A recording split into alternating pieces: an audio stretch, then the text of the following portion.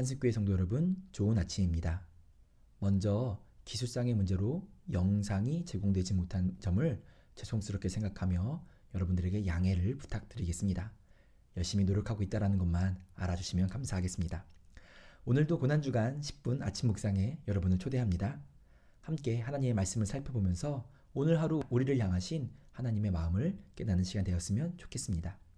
오늘 본문 말씀은 요한복음 19장 17절에서 22절입니다.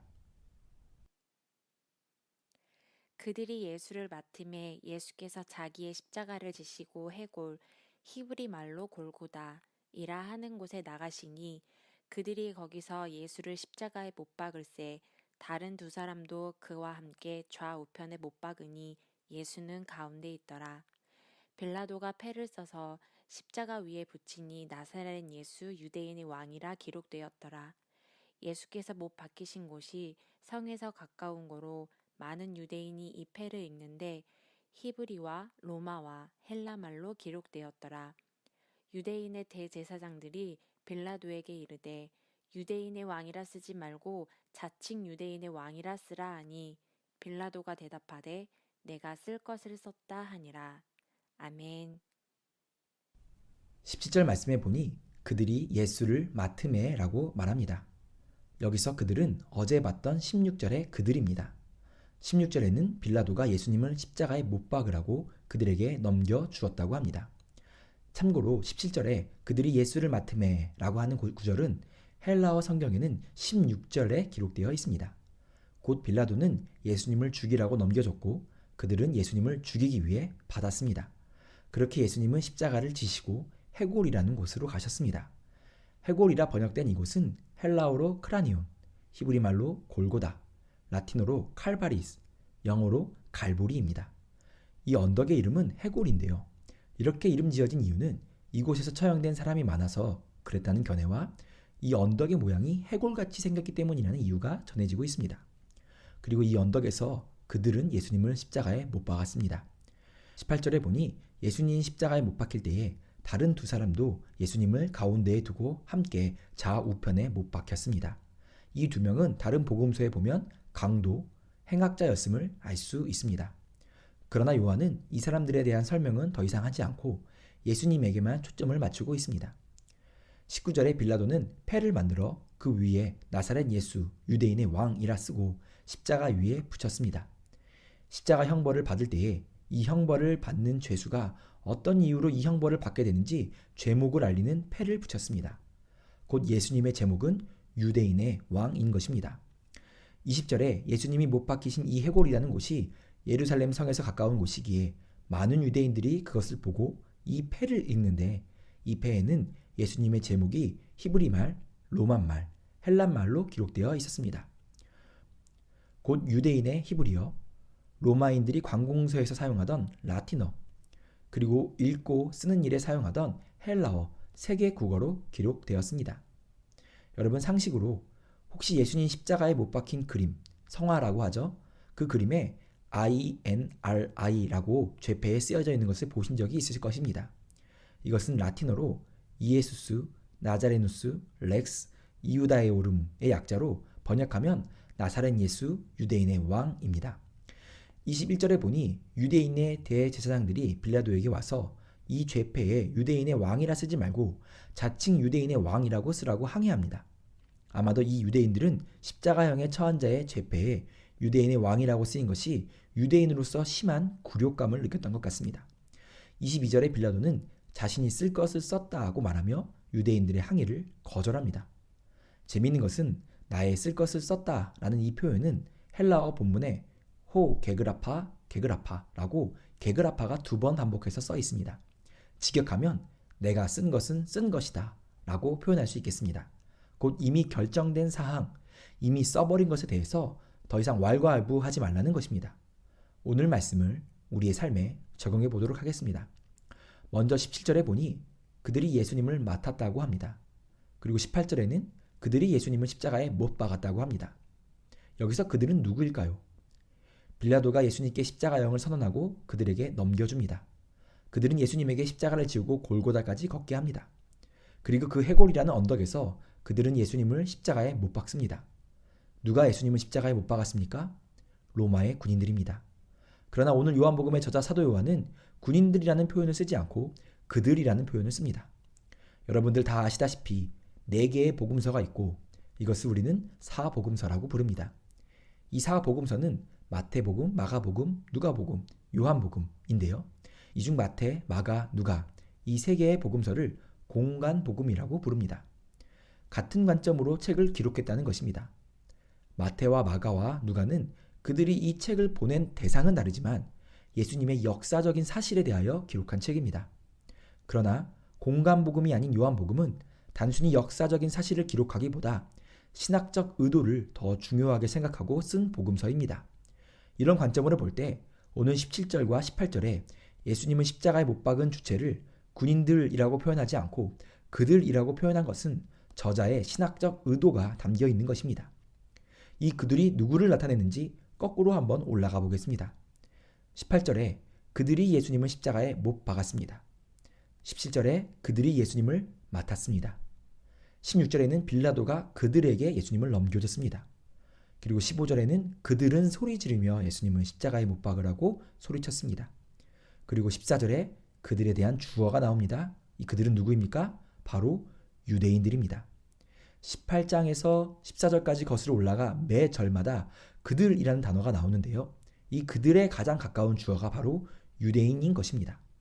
그 17절과 18절에서 예수님을 십자가에 못 박은 그들은 표면상으로는 로마의 군인들이지만 그 배후에서 예수님을 죽이기 위해 계략을 썼던 유대 종교 지도자들을 의미합니다.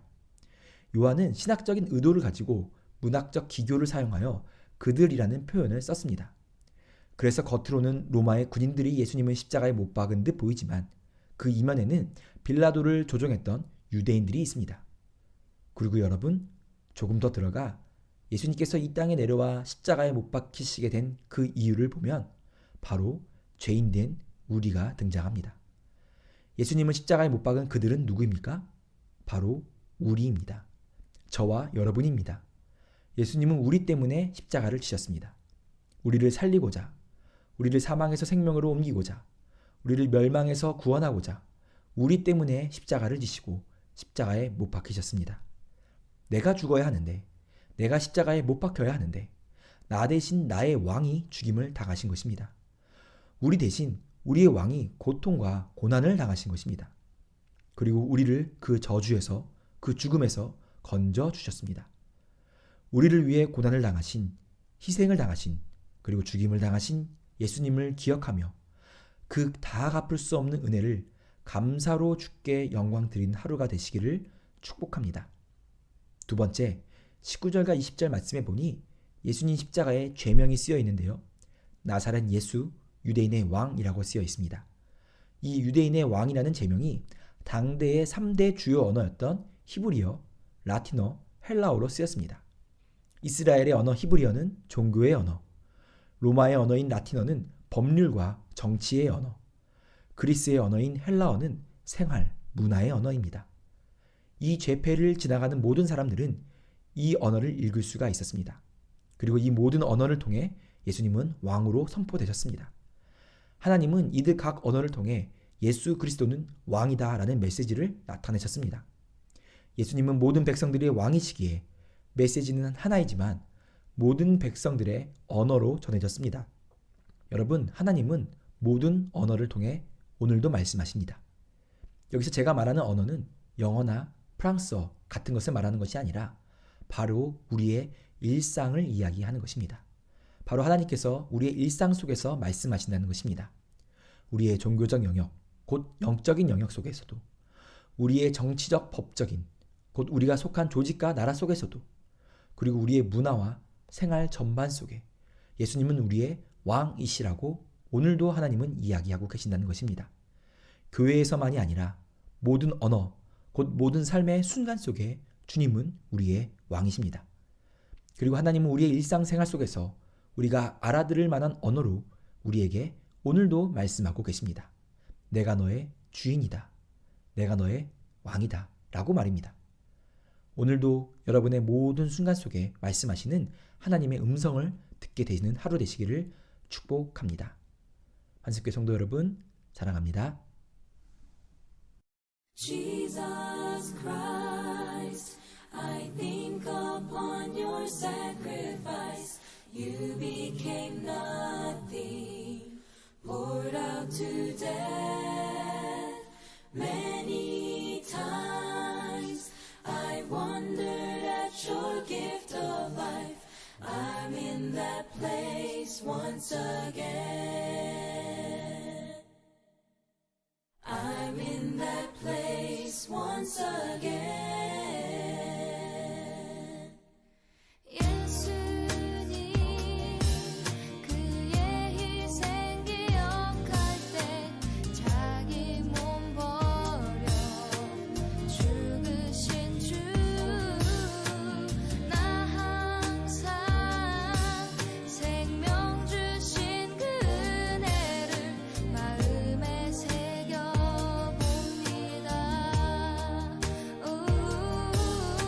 마음에 새겨봅니다.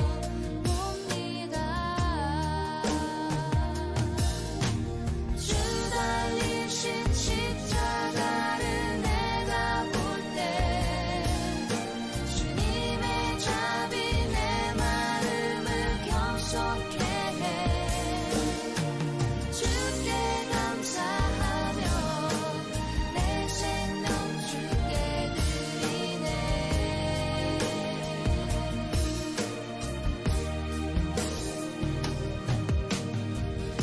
이제는 저 높은 곳에 앉으신 하늘과 땅의 왕 되신 주,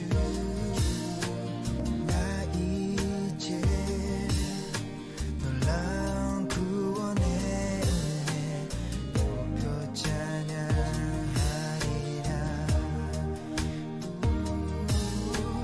높여 찬양하리라.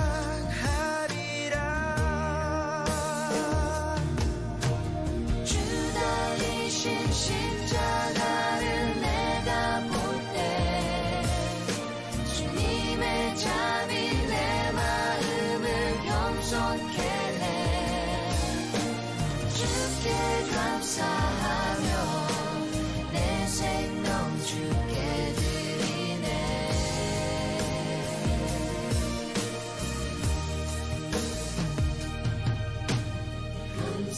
감사드리리 주의 십자가 나의 친구 되시